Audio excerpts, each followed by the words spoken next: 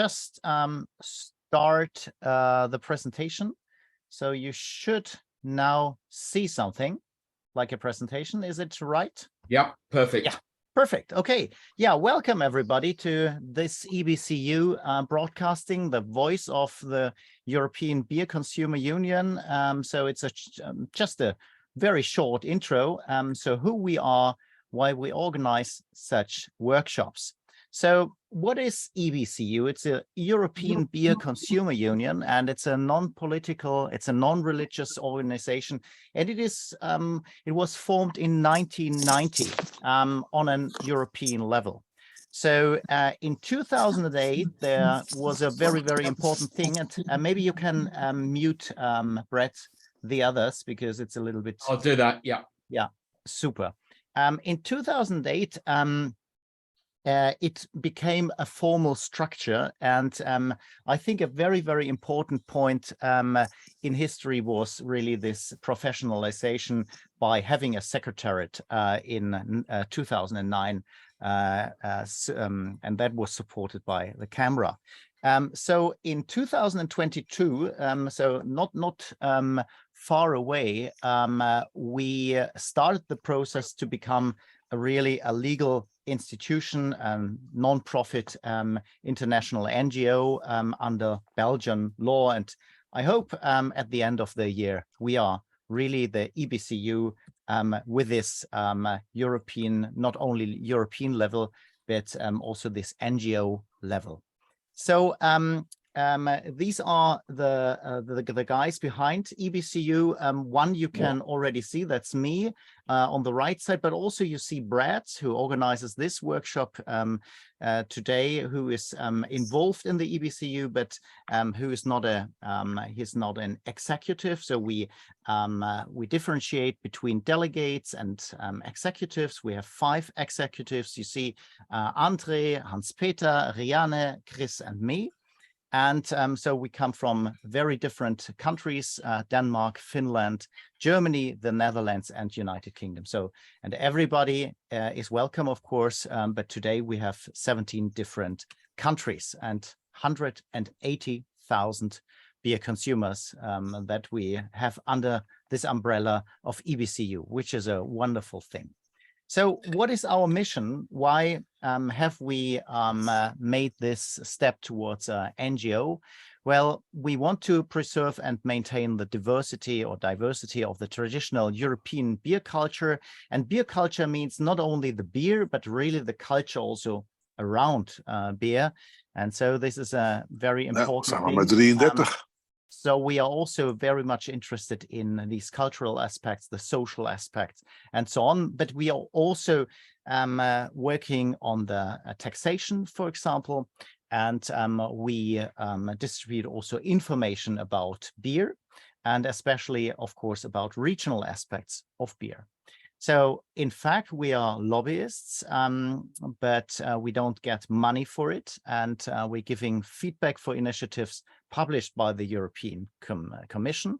We work on beer competitions. We make webinars, workshops, and also we provide information on our website. And we work on beer and well-being, which is a very important topic, and it goes much beyond the ordinary topic of just focusing on health. So we think that well-being is really the right term to describe what we are doing as beer consumers, coming together, having a lot of fun, having good talks, and so on. So, and we organize annual reception in Brussels for invited guests. So this is our future strategies, and this is also nearly the end of this short intro. So we're working on consumer policy, on lobbying, on public communication, internal communication.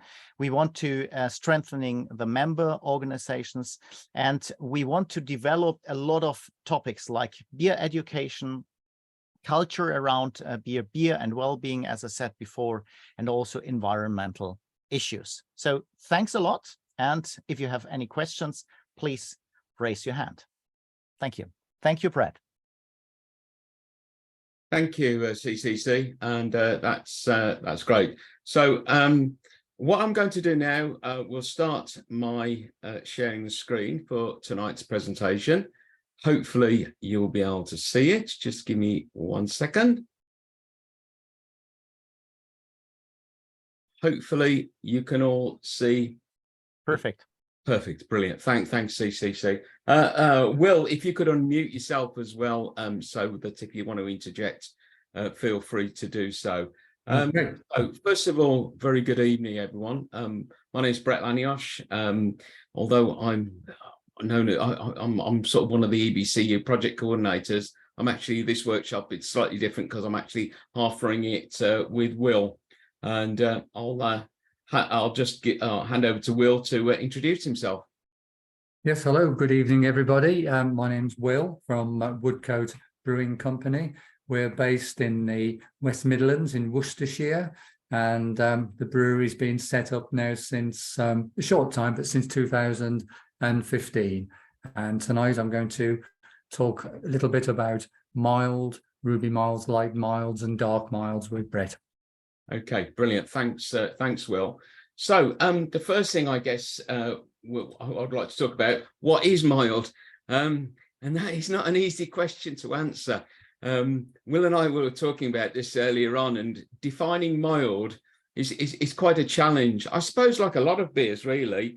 One can think of typical milds, but mild sort of has lots of strange cousins and lots of strange sons and daughters. So I'm going to try and explain it as best I can. Right. So the first thing that some people think about mild, it's a low in strength beer. Well, yes, it is in some circumstances. So I've put on 5 different milds that are available in the UK. Top left-hand corner, a 2.8% beer. Now, I know for a lot of people in the continent of Europe, a beer around about 4%, 4.5% is considered low gravity. So presumably you think a 2.8% beer is extremely low. Then we go up to a 3.8% beer. So the first one I should have explained, Hook Norton mild. Hook Norton's a Cotswold brewery. Saltaire is a Yorkshire brewery, 3.8% mild. From Bath down in the southwest, 4%. Then we start to go up. Arbor Brewery, 5.7%. And then Sarah Hughes Dark Ruby, which is also mild, 6%. So the idea that it's low in strength is actually is not always the case, as you can see. Is it dark? Mild is typically thought of as a dark beer. Well, a top left-hand corner is a typical mild in colour, that sort of dark, almost, I mean, if I hold you this example I'm drinking now, I hope you've managed to find a mild. I suspect you may have found it difficult. But then Banks's mild from Wolverhampton, that's a very, or classically from Wolverhampton, that was more of a lighter mild. As you can see, you can actually see through that. And then you've got your pale milds, Timothy Taylor's Golden Best. For some people, I think calling Timothy Taylor's Golden Best a mild is actually would come as a surprise, but it is actually a true mild. And then on the right, that's another light mild from this part of the world where I live and where Will lives in the Black Country, and that's called Old Swan Light. So those are all milds, even though they're not all dark. Right. So what sort of packages do you find mild in? I think personally, a classic mild is best served from the cask. Now, that is a British beer way of serving beer, a cask conditioned mild. I think typically because of its typically lower strength, and I have to choose my words carefully after I've just spoken about, it would be best served in the cask because the subtle flavours of a mild, which we'll talk about in a minute, actually work well with cask conditioned. But it is available on keg. Theakston's mild is available on keg. Other milds are available as well. Then it's available in the bottle, and the first one there is one of Will's Woodcote mild. Now that's a bottle conditioned mild that's served with sediment, and we'll talk about that later on. And then the brown ale. Now, again, this may surprise people, but brown ale is described as a bottled mild ale. So Newcastle Brown is actually a bottled mild, and the northeast, obviously, where that part comes from, has a tradition of you know, a very famous beer style, of course. So available in a range of packages. Where do you get mild? Well, it's typically a UK drink. Those those glasses there, I started to sort of typically represent where mild's available. It's certainly available in far more areas of the country than that.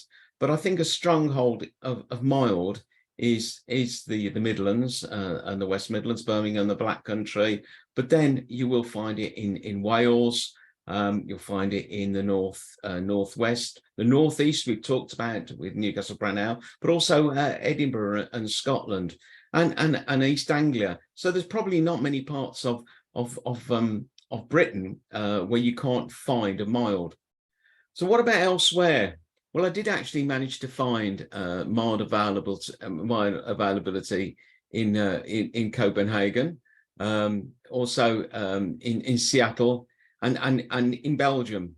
Now that beer there is called the Belgian beer Wilson Mild Stout.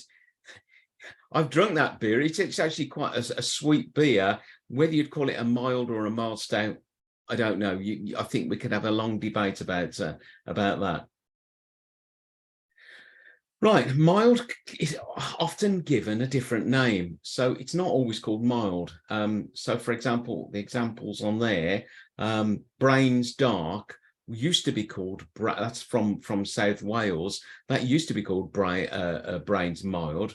They relabeled it as dark. What happened was, as fashion changed, a lot of classic milds were actually renamed. We've already mentioned brown ale, and of course a classic one is a famous one is Man's Brown Ale. In Scotland, the shilling system is used, so that was often used, so that 60 shilling would be the way they would describe a mild. You wouldn't order a pint of mild in Scotland. You'd order a 60 shilling. Good luck if you can find it, but it is available. Green King called their mild XX, and there was quite a famous campaign a few years ago. I've put some beer mats, and I've got some historical beer mats from some of them as a long breweries that have gone, and there's one a campaign there called Stop XX Discrimination to Save Green King Mild. Harvey's down on the south coast produced a lovely beer called Knots of May, a mild, and Black Cat, another example there from Morehouse Brewery up in the northwest.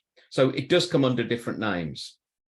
What about the challenges to mild? Well, I don't think, I think most people in Britain above a certain age, when you talk about mild to them, and especially those, say, in their 60s and above, will sort of recognise it as a beer that they would have had in their youth.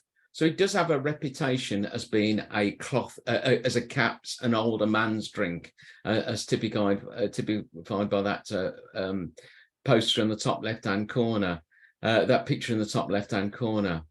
And because of that, it's maybe considered a little bit boring, possibly. It's not, because of it's not the most challenging of beer styles, although there are exceptions, of course. Then possibly, you know, that's why it's probably possibly was looked down on, and it's still looked down today.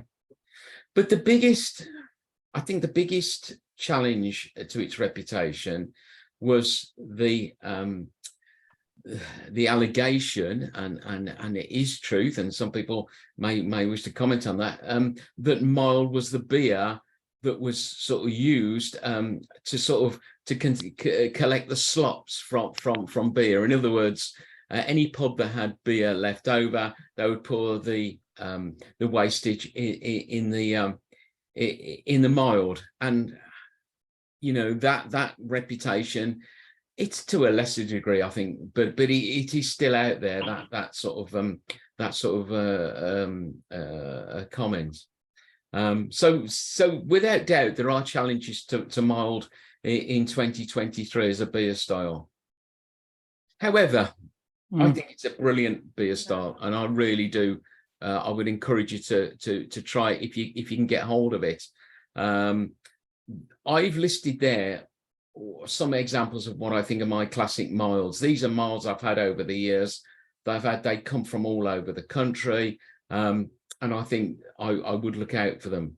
Not all of them I would particularly look out for, but I think most people, certainly in where I live, in the central part of the UK, will have heard of Banks's mild. Banks's taken over by Marston's, a huge brewing concern, but mild was the beer I would say that they were famous for.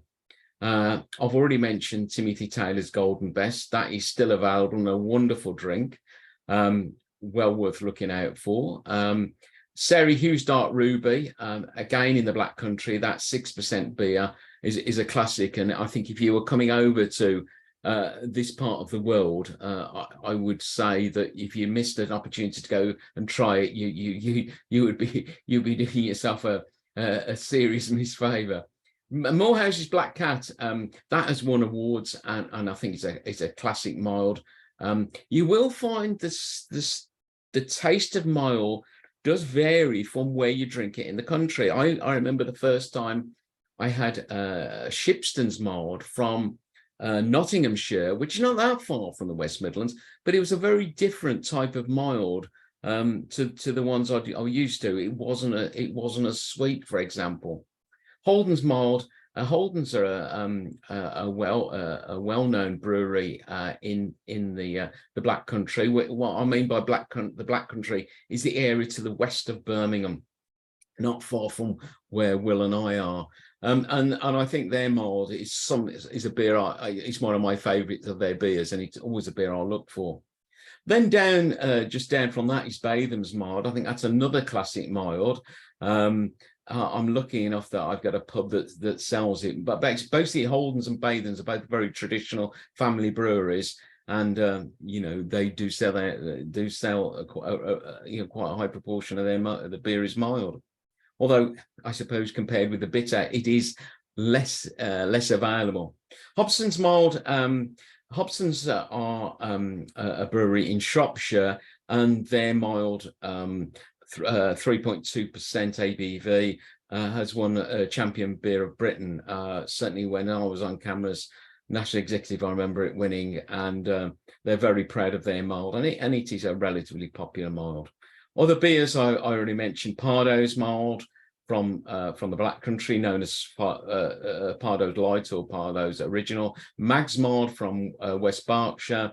Harvey's mild, as well as the Notts in May, they do produce a dark mild occasionally. Some of these are not always available. They may be more available as one-offs. Rudgate mild, and then Brains Dark I've already mentioned as a mild as well.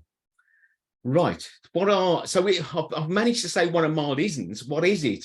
And I suppose this is the sort of descriptions that most people would use.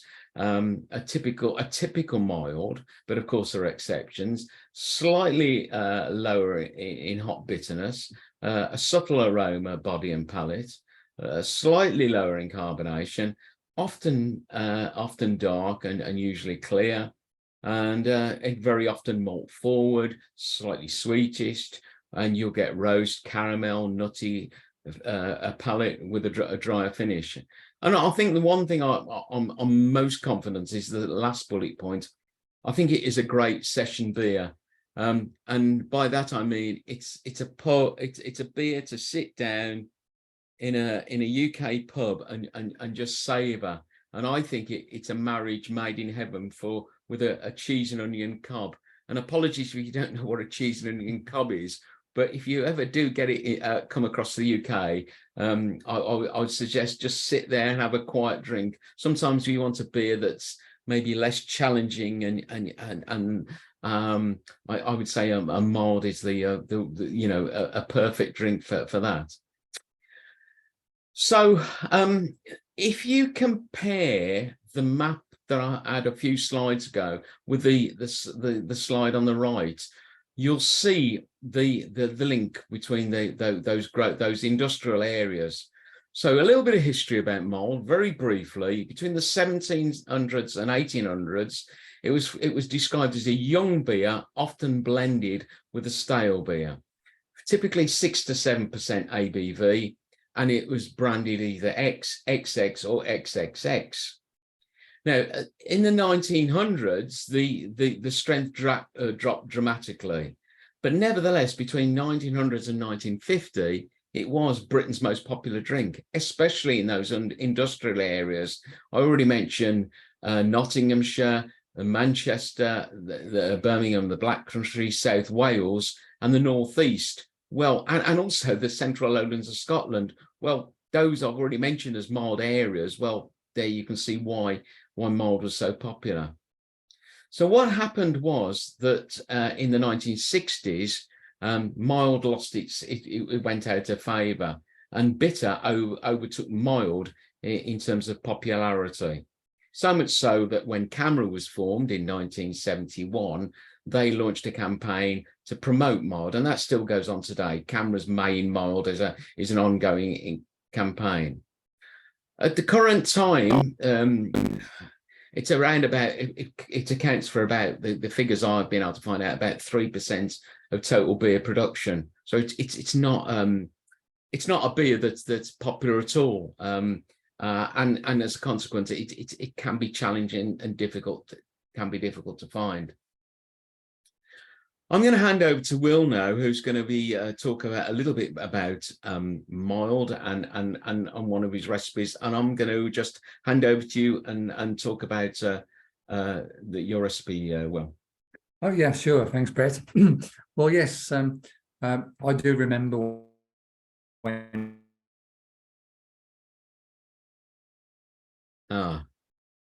Unfortunately, just at the time we've lost Will. So hopefully, mild was one of the favourite beers of most people, and bitters. So yeah, it was sad to see that go. But I've always quite had a soft spot for milds because they do have a wonderful, unique flavour. They have a lot more middle, and I would say in terms of the flavour profile, they're slightly longer lasting. They're not quite so bitter, and just a pleasurable drink to have.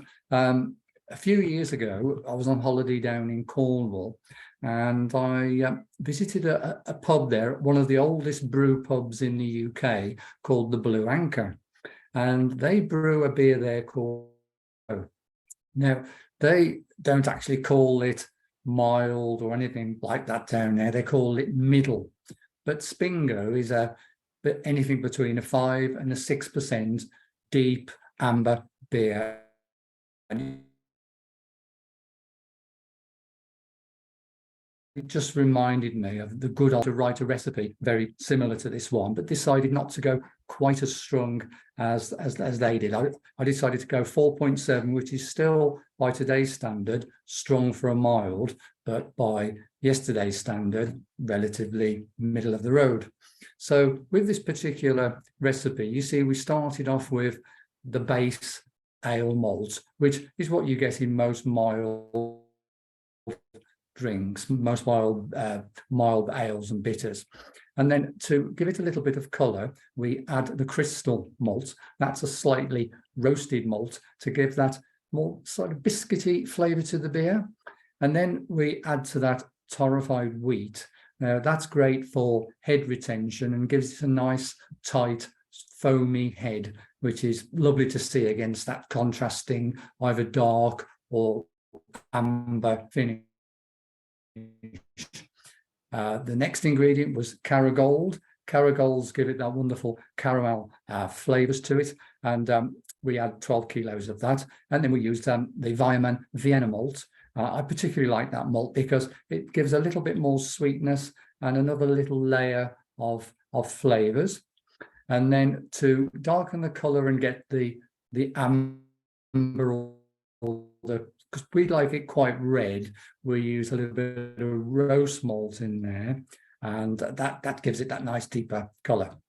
Then onto the hops. The initial hops we put in there are a typical well-known British English hop Fuggles. We use the Worcestershire Fuggles variety. You can use the ones from Kent, but the local ones are nice and close. So we try to keep the mileage down as much as we can.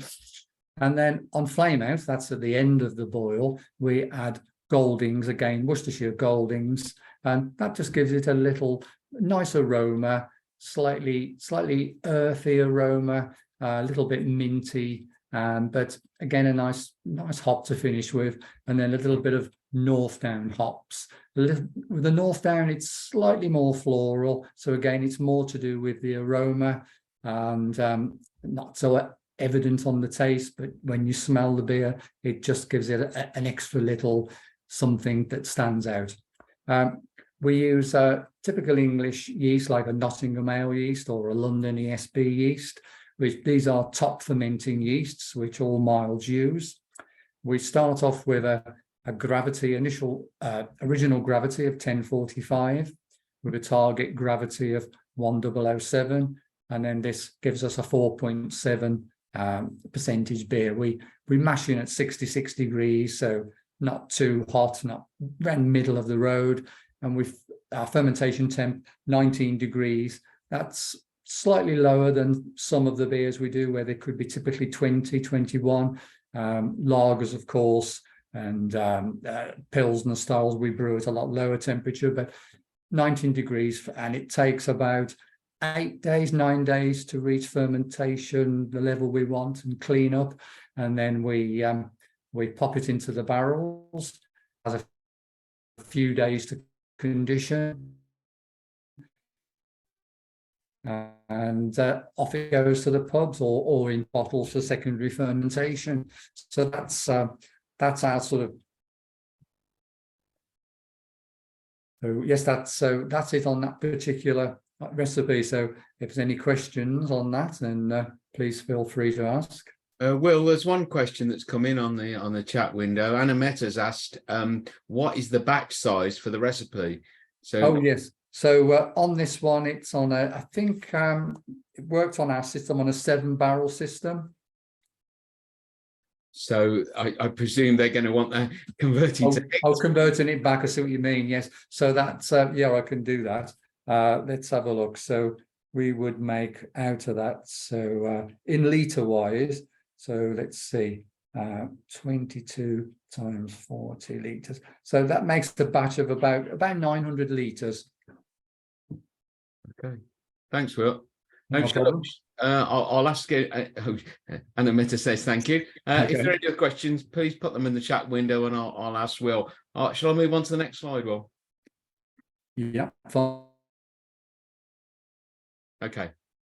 You are breaking up a little bit, Will, so apologies. We might miss the odd bit, but keep trying. 90% of you there. Okay. So yes, so yeah, this is a little bit about us. We established 2015 with our started off with a relatively small system, and the first beer that we ever brewed was a typical British bitter, because they're popular and fairly easy to produce. In 2016, we then added additional tanks to our system because to keep up with the demand. And then moving on to 2021, we moved premises because we needed a much bigger system, but also a lot more power to heat up the kettle. Where we were before, we were on a low voltage, just standard 240 volts, but we needed a 400 volts, so hence the move, and also we needed the extra room as well. We then went on to develop different beers, Ruby Mild being one of them, our Randan IPA, which is a 6% very heavily hopped IPA. We use an American hops in that, and also a very nice yeast called what is it, the verdant yeast, which gives it a lovely fruity flavor, which was quite a challenge, and it took us several goes to get it right, but we finally did. And the only way we could get it right was to use 100% Viaman malts we tried using various English ones, but didn't quite hit the mark. But once we switched over and we used a good German yeast, we nailed that one. And our latest beer is the Crusade, which is an English pale ale, similar to one of our rivals, which is a big brewery, what is it called now? Bavens Bitters. So we were looking for something similar, but with a slight twist. And they use all 100% English traditional hops, but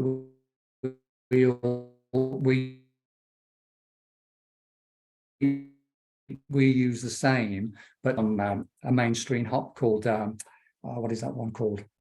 Olicana, that's it, Olicana. And yeah, that gives it a little bit of a difference. The Olicana hop is a crossbreed bred in the UK to mimic some of the American style hops, similar to Citra, Mosaic, Simcoe, but it's English. So this particular beer is 100% English ingredients, English hops, etc. No American hops in that one at all.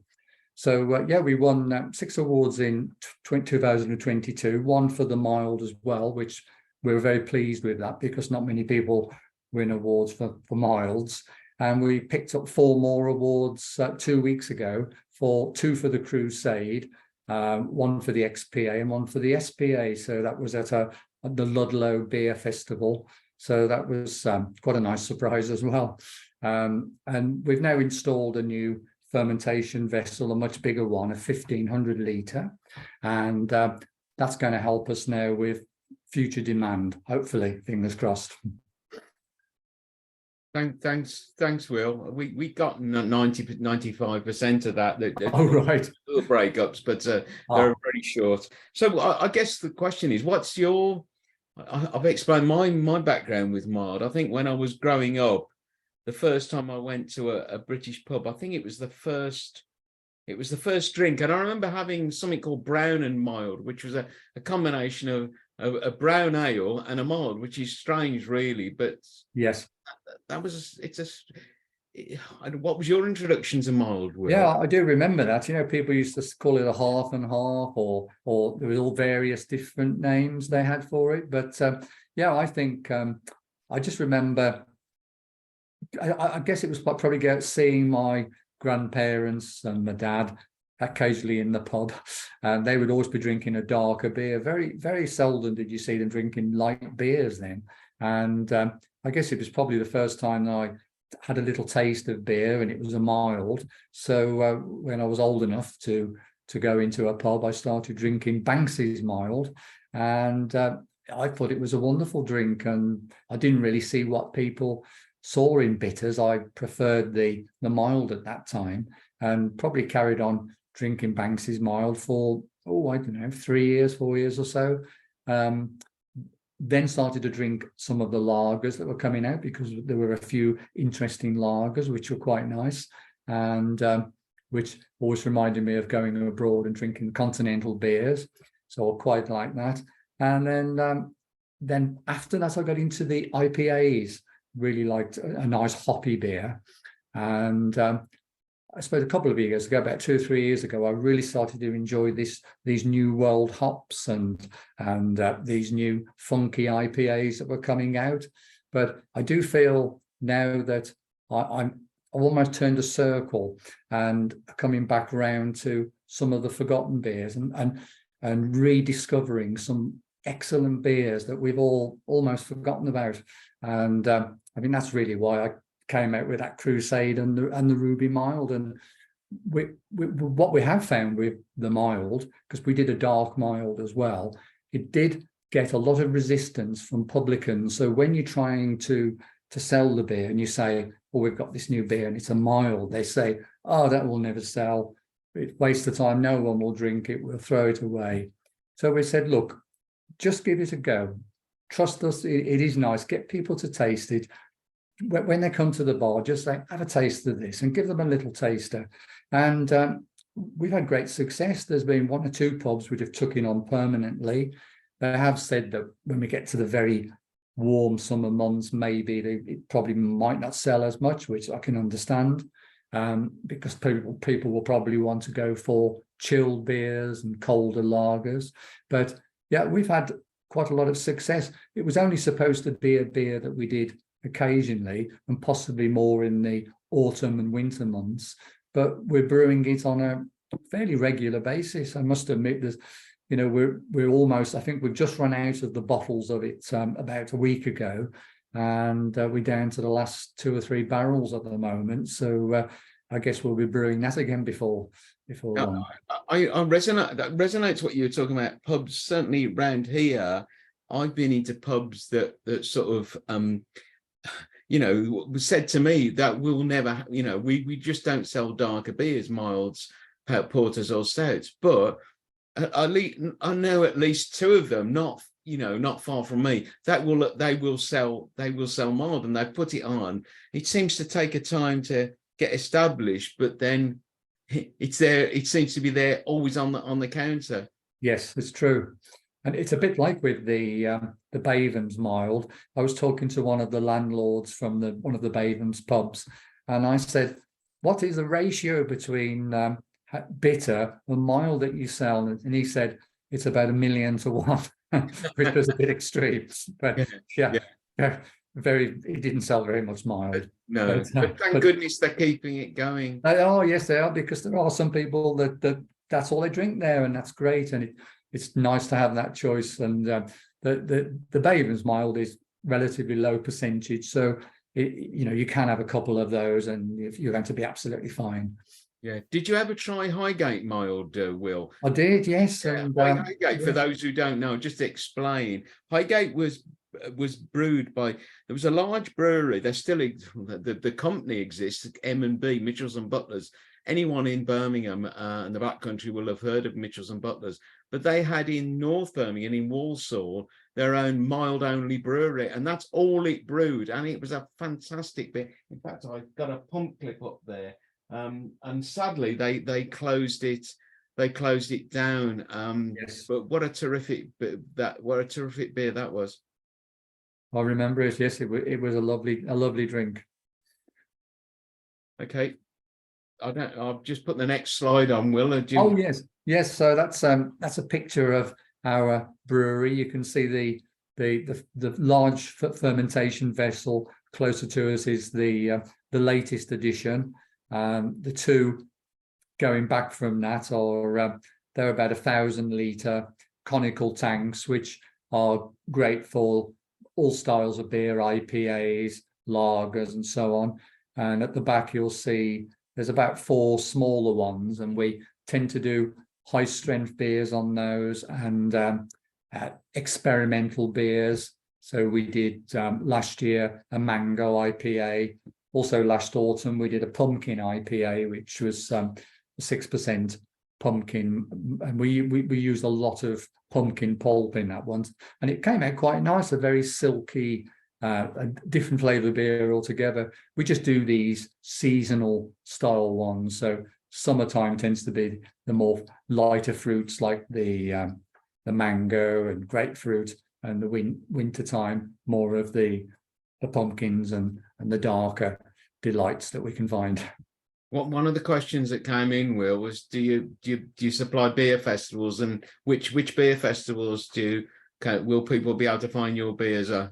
Yeah, we do. We supply beer festivals. We supply the Bromsgrove Beer Festival, and a lot of CAMRA beer festivals. So any beer festival that we can get beer to, we will always try. A lot of it is down to how we get the beer there, but we've been to beer festivals in London and various other places. Ludlow only 2 weeks ago. Wolverhampton, we've been to the beer festival there as well. So yeah, quite a few, several every year. Thanks, Will. So really, that pretty much wraps it up. Really, I think, you know, in conclusion, I would say that certainly CAMRA, as a campaigning organisation, does its best to promote mild. Last weekend they had a trip round a number of pubs in Wolverhampton, again part of the Black Country. So I keep referring to the Black Country, That's the area to the west of Birmingham. And I happen to know that there are 1 or 2 people on this call tonight who are going to be coming over and joining us on a tour of, we're going to be going around Batham's Brewery. We're going to be visiting a number of Black Country pubs, including the Great Western, where you're going to be have Holden's Mild. We're going to go round to the Beacon at Sedgley. So we will get a chance to try some of these milds. And I would say, hats off to CAMRA for really, for running events like the mild month. It's a beer I really would encourage you to sort of sit down, have a drink, and it's a good conversation drink when you just want a good session beer. And we do have it with that cheesy onion carb, really. So I suppose what do you think do you think there's a future for mild, or do you think it's going to be a sort of something that's hopefully not destined for extinction? But what are your thoughts, Will? Yeah, I do. I really believe that there is a future for it. I think it will come back. I think it needs to come back in various forms, not just a dark mild, but it needs to come back in dark, ruby, and light. And people need to put a lot of thought into it to make sure that it's got a really good, full, wholesome flavour. And not get too carried away with over-hopping it and so on. But yeah, I think if people get to try a really nice tasty mild, then they certainly will be hooked and go back for another one. So I think that we will see more. It's going to be a slow process, and it'll take time, but I'm sure that we will see. It's not going to be forgotten, and we will see more of it about. Yeah, thanks, Will, and thanks to Kathy's iPad, who just let me know that Harvey's, which is brewed in Lewes down on the south coast, they brew their dark mild all the year round, which is great. And the Knots of May, which I mentioned, is they brew it in May. A lot of breweries do tend to sort of bring out a mild in May, don't they? They do, yes. And that's it. I mean, have you noticed any change in or any I don't know, interest in the month of May? Will?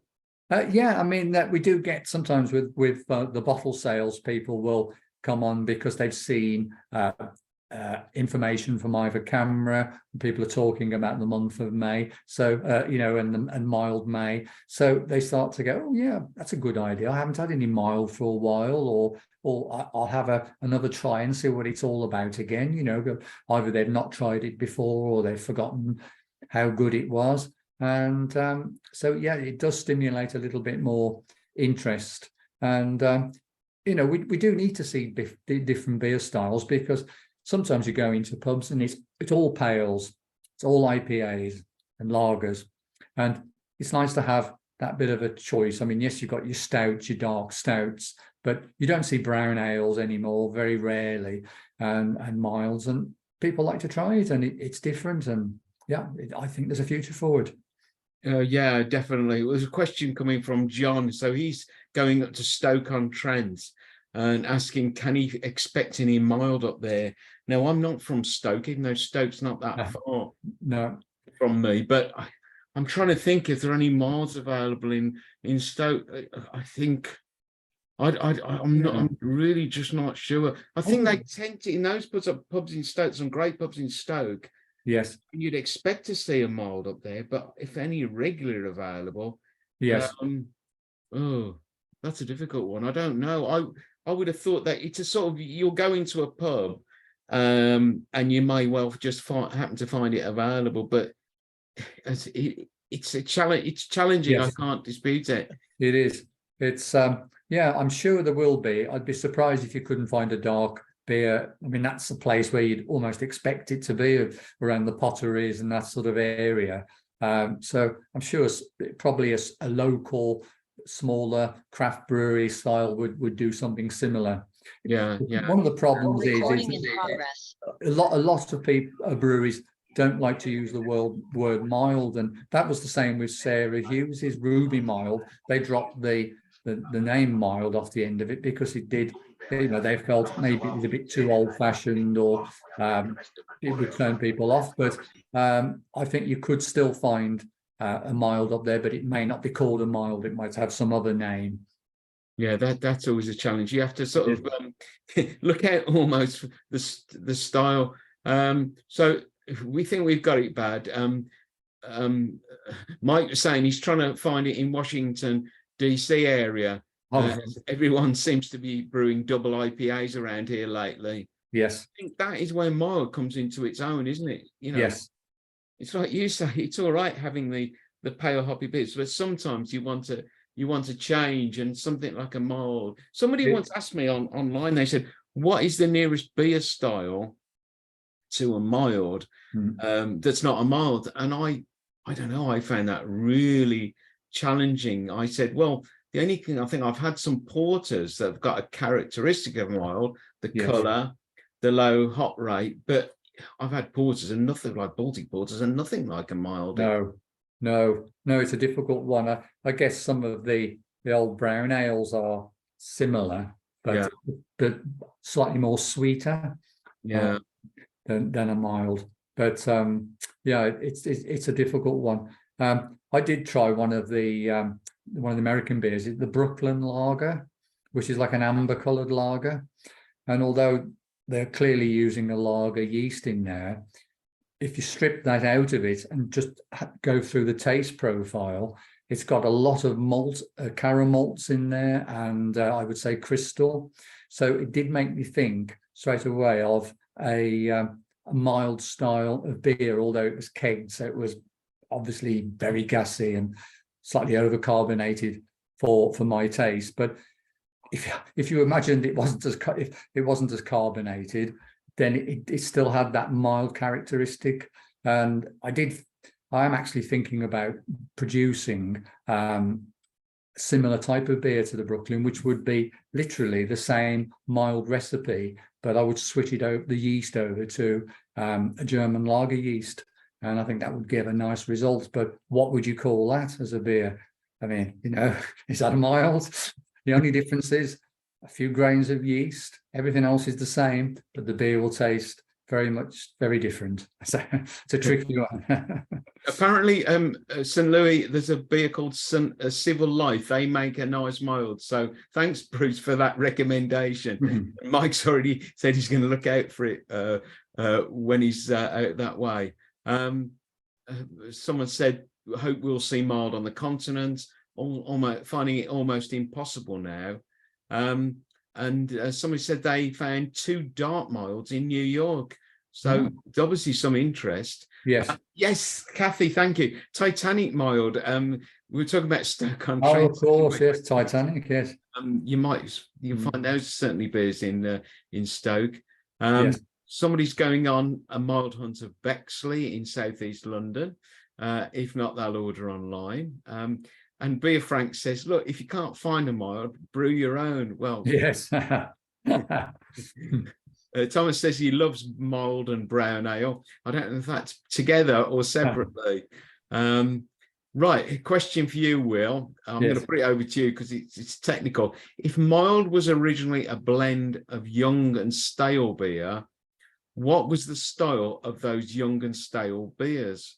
Well, it wasn't. I mean, mild originally was a fresh beer, and it was a young and fresh beer. It was never a stale beer, but they used to mix the fresh mild with the stronger stale beers to sometimes just to give them a different flavour and change the flavour. So mild was never classed as a stale or an old beer. It was a young, fresh beer. Yeah. And someone in response to that said that it's likely that it would have been a range of amber to dark brown beers before lightly kilned pale malts were available. So light mild brown, mild porter, mild stout. Yes. That makes sense. Somewhat Hubert said he's noticed dark mild from the trendy left-hand Giant Brewery from Bristol. It's turning up over the place. So yes. There you go. It's not all gloom. We haven't got no. They are there, and it's nice to do something a little bit different, isn't it, as well?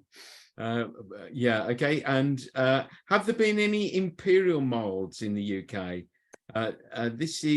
We've had a couple of bottled ones in the Netherlands, XXX, 9.5% ABV.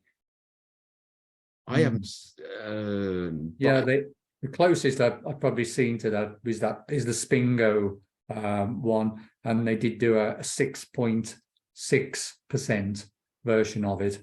But again, they don't classify it as a mild, but they call it middle. But when you drink it, it is reminiscent of a good, strong, mild drink. Yeah, I think the important thing, I hope nobody has come away from tonight thinking that mild is a bland drink. It's not. It's anything but. It's a subtle drink, as the way I'd describe it. Yes. You know, it's a subtle drink, but all the better for that, because sometimes subtle works well. Yes. Yes, I would often say to people when they ask me just to describe it briefly, I will say, well, it's mild in its bitterness. So where most bitters are very bitter finish, the mild just has a smoother, less bitter finish. So in other words, it's a milder drink, and they sort of understand that, you know, say, oh yeah, okay, yeah, so it's not as bitter, but it's also got a lot more it's more reliance on its grains for flavor rather than the bitterness of the hop. So it has to be a little bit more complex with the use of various grains. Yeah, I'm thinking of a few years ago. It was a few years ago that CAMRA sort of promoted the health benefits of a lighter mild because it's lowering gravity, and Yes. actually, it was. You couldn't use it as part of a weight reduction therapy, but if you were going to drink something, then, you know, drinking a mild or a pint of mild, you know, something like, you know, below 4% was actually, you know, was less harmful than brewing something stronger, obviously. Yes. So let's a couple of it. Somebody suggested, well, we got a new style called double mild. Well, there we go. Oh, right. Yes. And then Tom has said that we've got 2 cask forward brew pubs here in Los Angeles, MacLeod Ales and Project Barley Square. They occasionally make milds, mostly dark.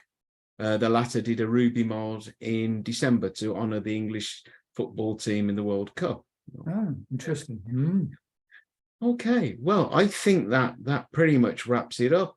I'd like to thank Will for helping me out on this, and well, I'll just say raise a glass to everyone and enjoy a pint of mild wherever you can. Cheers all.